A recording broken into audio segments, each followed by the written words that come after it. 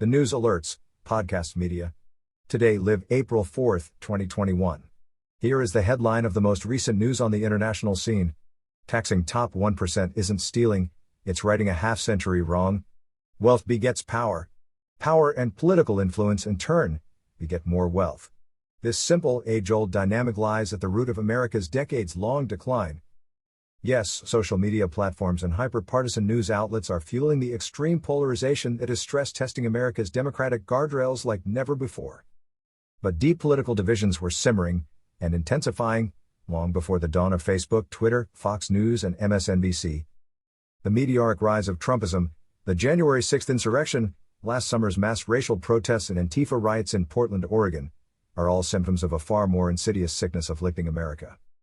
Indeed, these developments are rooted in the collapse of a once prosperous middle class and, importantly, the concentration of extreme wealth in the hands of a fortunate few. From 1945 to the early 1970s, America's middle and working classes were the envy of the world. Well-paying jobs were plentiful. Unions ensured robust employment benefits, social mobility, and a better life for millions. Most importantly, incomes for all Americans grew at roughly the same rate. But, in a development that now increasingly threatens American democracy, middle and working class wages began stagnating in the mid-1970s. Since then, the wealthiest 1% has taken a vast amount of wealth, to the tune of $50 trillion, from hardworking Americans. Among those hardest hit by tens of trillions of dollars in stolen wages, Donald Trump's white, blue-collar base.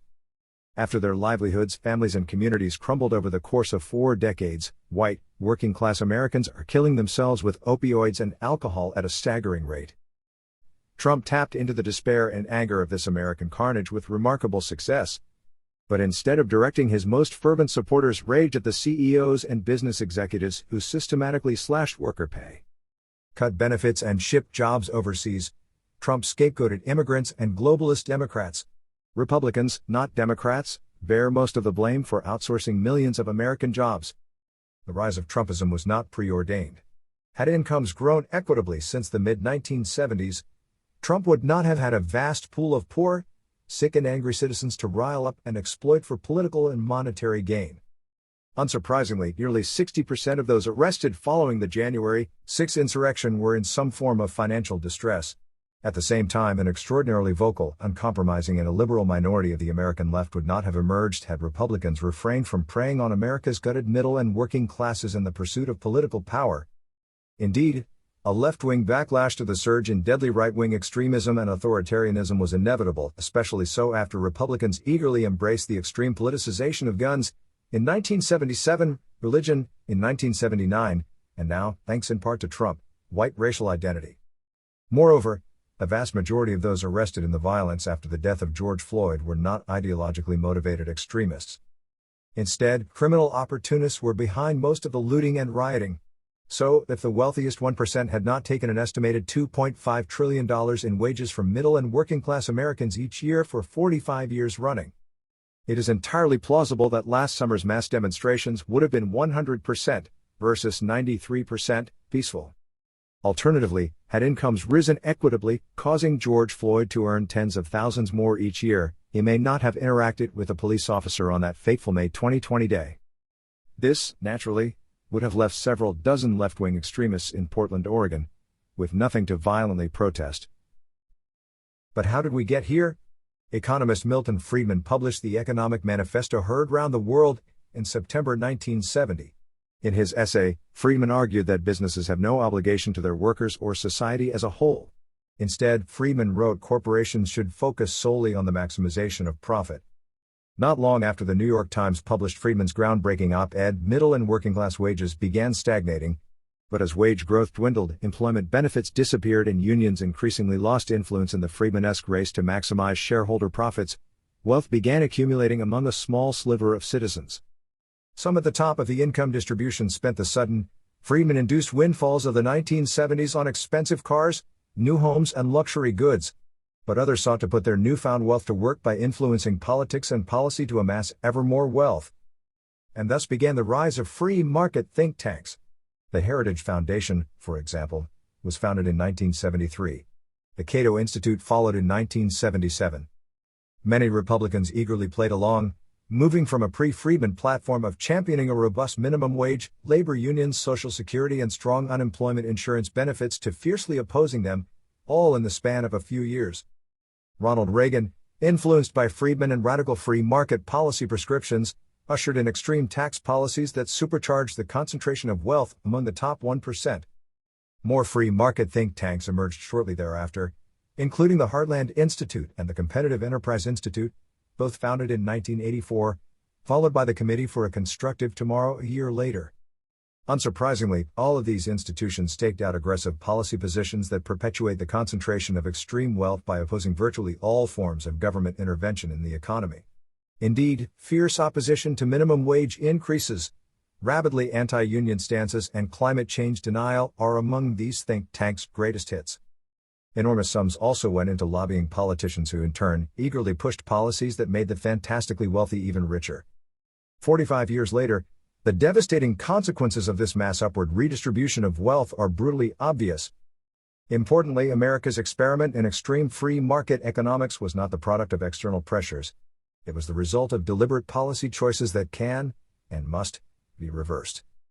A well-crafted targeted wealth tax is a step in the right direction. The most perverse tax code rule. Improving equity is one of the top priorities of President Biden, along with upgrading our infrastructure, increasing access to higher education, and a host of other worthy yet rather costly objectives. But a precondition to achieving these laudable goals is sufficient funding, which necessarily starts with the elimination of tax rules that tip these scales of financial justice in favor of the wealthy. Of the low-hanging fruit in the tax code, one particularly ripe target is the stepped-up basis rule. This rule provides that the basis of every asset that a decedent taxpayer owned is deemed the same as its current fair market value.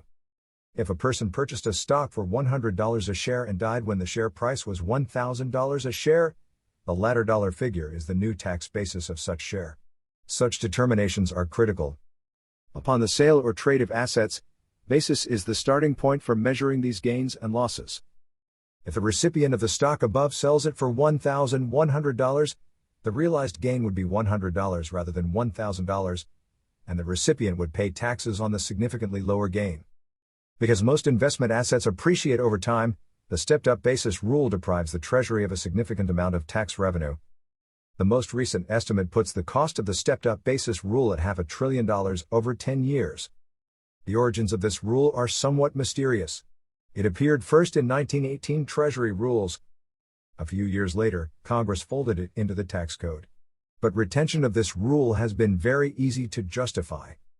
Each taxpayer does not always keep careful records of, or remember accurately, the prices of all items he or she bought. Once a taxpayer has died, the best witness to the original purchase of specific assets is no longer available. Regardless of its justification, it is clear that the benefits of the stepped-up basis rule inure disproportionately to the top 10%, who own nearly 70% of wealth in the nation, including almost 90% of stock and mutual fund shares, according to the Federal Reserve. It constitutes a veiled mechanism to perpetuate wealth inequality, insulating the rich from income taxes upon the disposition of assets they inherit. Congress has made one attempt to rectify this illogical subsidy to the wealthy.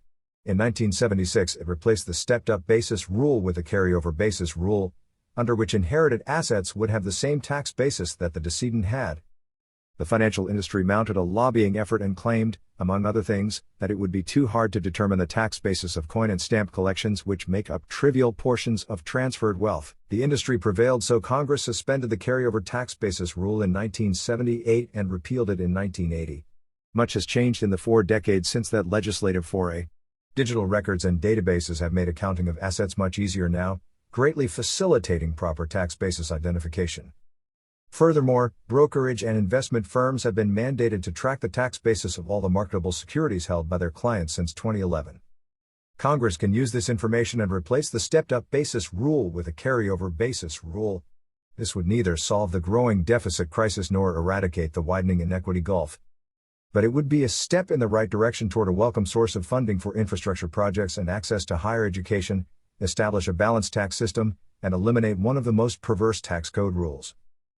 Don't forget to comment below with your common sense and subscribe to your podcast. This helps bring the podcast to life and grow it. You can follow us on Instagram, Twitter, Facebook. We can't wait to continue this adventure with you. Support us on PayPal. Thank you very much and enjoy listening.